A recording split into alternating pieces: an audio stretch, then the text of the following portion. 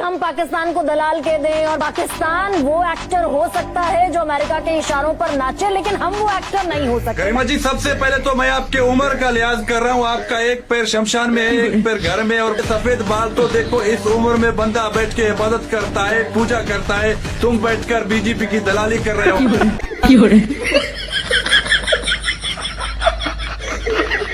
और बोलना तो तुम्हें आता ही नहीं है, तुम्हारी आवाज ही नहीं निकल रही। पता नहीं तुम्हारे टीवी का स्पीकर फटा हुआ है या तुम्हारा अपना स्पीकर फटा हुआ है। प्रधानमंत्री अभी देश का मोदी है, वो अपनी बीबी का नहीं हुआ। एक चाय वाले प्रधानमंत्री बन गया, लेकिन एगो बीबी का आज तक भार नहीं उठाया। तो देश के का भार उठाएगा जी?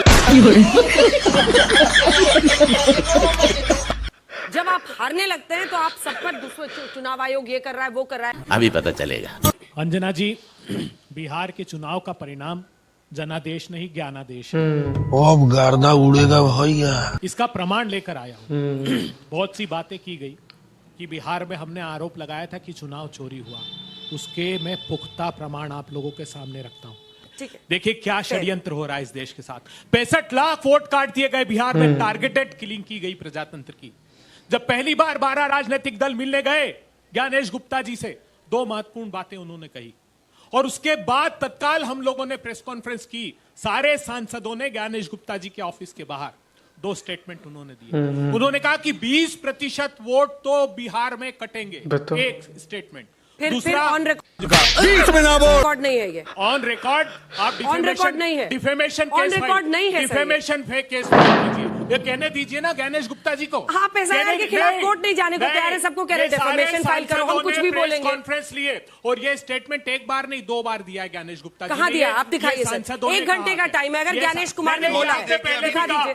पहले भी इन्होंने कहा कि 1 घंटे का वक्त है, वहां कोई कैमरा ले जाने की अनुमति नहीं थी। ये सांसदों ने प्रेस कॉन्फ्रेंस ली। दूसरा स्टेटमेंट दिया है कि जो बाहर चले गए बिहार के, वो क्यों वोट देंगे? अरे क्यों साहब, इस देश के प्रधानमंत्री जी गुजरात रहते, दिल्ली रहते हैं और गुजरात वोट करने जाते हैं ज्ञानेश गुप्ता जी। उनको तो आपने ये बात नहीं कही। एकदम सही जवाब दिया भाई साहब। मैं इसलिए कह रहा हूं कि ये नियोजित रूप से इस देश के साथ षड्यंत्र किया जा रहा है। सर्वोच्च अदालत में एक मुकदमा चला। सर्वोच्च अदालत ने 2 मार्च 2023 को कहा कि चीफ जस्टिस नेता प्रतिपक्ष और प्रधानमंत्री चीफ इलेक्शन कमिश्नर को नियुक्त करते हैं। अगर सरकार कोई कानून बनाकर इसमें परिवर्तन करना चाहती तो वो कर सकती। क्या किया सरकार ने जानते? चीफ जस्टिस ऑफ इंडिया को हटा दिया उस कमेटी से, ताकि प्रधानमंत्री और उनके द्वारा नियुक्त किया गया मंत्री ये तय कर ले कि इस देश में चुनाव आयुक्त कौन होगा। तो लेने के देने पड़ गए।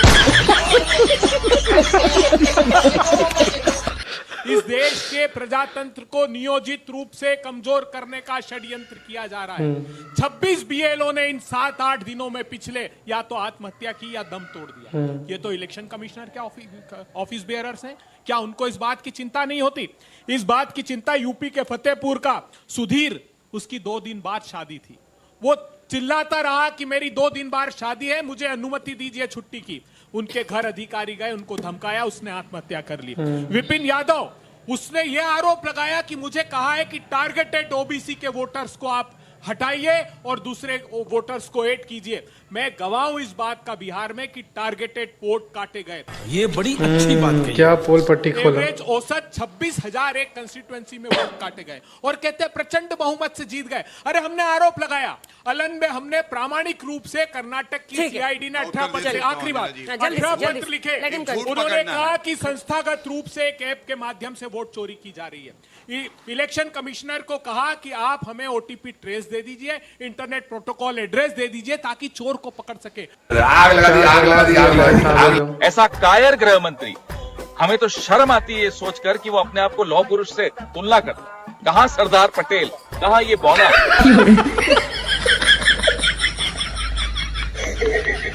आपके विदेश मंत्री ने ऑन रिकॉर्ड, जयशंकर जी ने ऑन रिकॉर्ड कहा है हम चीन से कैसे लड़ सकते हैं, वो इतनी बड़ी इकोनॉमी है, हम छोटी इकोनॉमी है।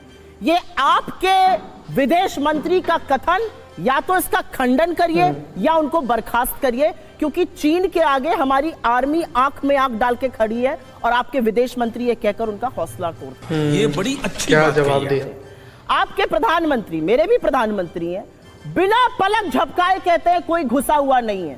परसों 19th कोर कमांडर लेवल की बातें खत्म हुई और कोई परिणाम उसका नहीं निकला। 3.5 साल बाद भी गलवान की शहादत के हम स्टेटस को यथावत स्थिति अप्रैल 2020 की नहीं बना पाए हैं, क्योंकि प्रधानमंत्री ने इस देश से झूठ बोला था और कोर कमांडर की मीटिंग में चीन ये बात लगातार कहता है कि आपके प्रधानमंत्री ने कहा कोई घुसा हुआ नहीं है। तो लेने के देने पड़ गए।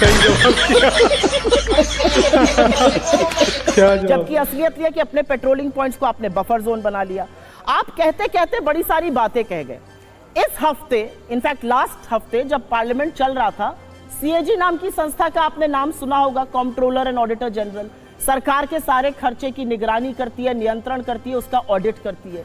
उस संस्था ने 1 नहीं 2 नहीं 7 घोटालों का पर्दाफाश किया है मोदी सरकार। ये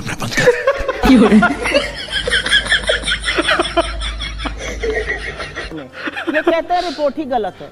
रिपोर्ट हमारे घर में थोड़ी लिखी गई है, रिपोर्ट भारत के सदन के पटल पे रखी गई है। करिए वहां पर डिस्प्यूट। घोटाला है भारतमाला प्रोजेक्ट में। द्वारका का एक्सप्रेसवे, ये सुनिएगा, बड़ी इंटरेस्टिंग बात है। द्वारका का एक्सप्रेसवे बन रहा था, 18 करोड़ प्रति किलोमीटर पे बनना था। बना कितने पे आपको पता है? 250 करोड़ प्रति किलोमीटर पे। 1 मिनट, आप बातें बता। मीडिया को ज्यादा तकलीफ होती है। किलोमीटर में मंगलयान पहुंच गया, उतने में हमने 2 किलो। 1 मिनट रुक जाइए, कुछ आ चुका है। हाँ सही बोला, मीडिया को ज्यादा तकलीफ होने लगता है भाई साहब, क्या पता क्यों। सबको पता है। अरे उन लोगों को भी पता करने सबको पता है। देश की जनता जागरूक है, देश की जनता जागरूक है।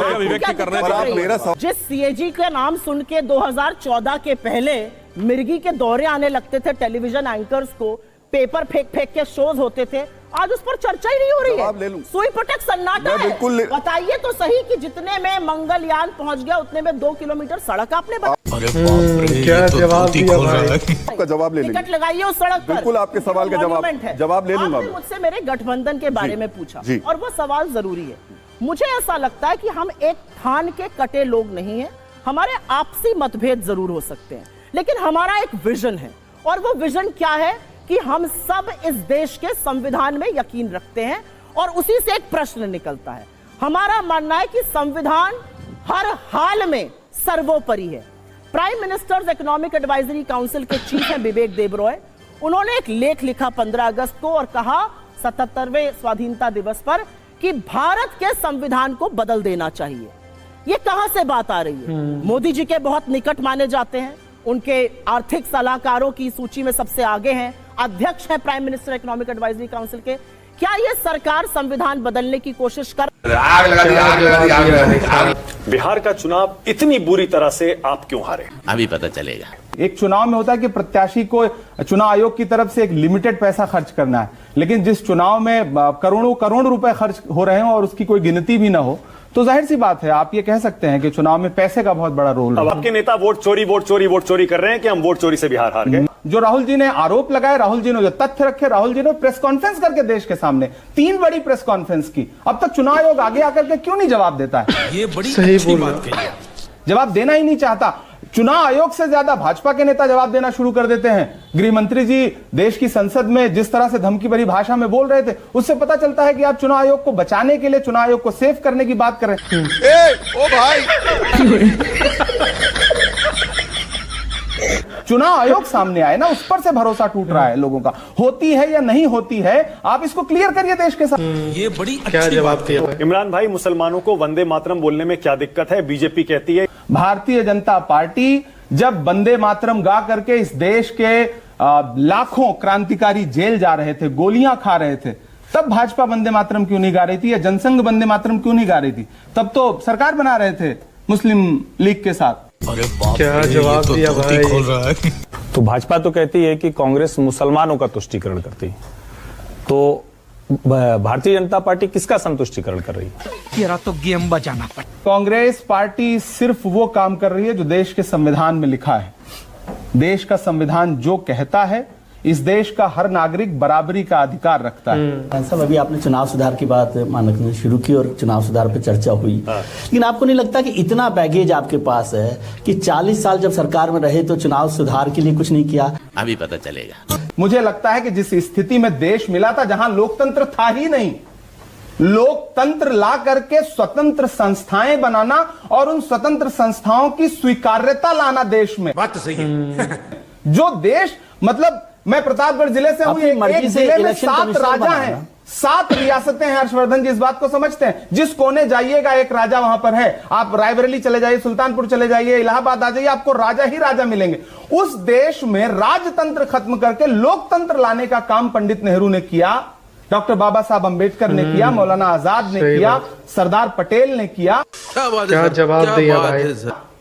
लोकतंत्र लाए, उसके बाद धीरे धीरे स्वीकार्यता होते होते होते होते जब स्वतंत्र संस्थाओं का अस्तित्व बन गया, तो फिर आप आते हैं और आप कहते हैं 70 सालों में किया क्या। और फिर सरकार आकर जो संस्थाएं बनी हैं उसको और बर्बाद कर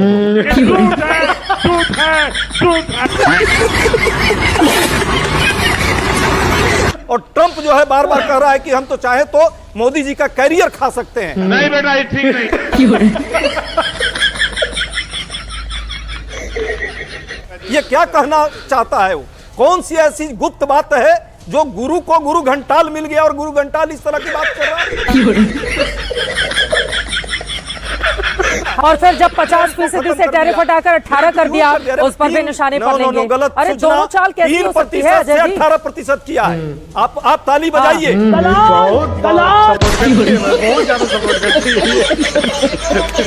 झाल मुड़ी खाने के बाद जो पैसा बचा ना, उससे मैंने एक चड्ढा खरीद लिया।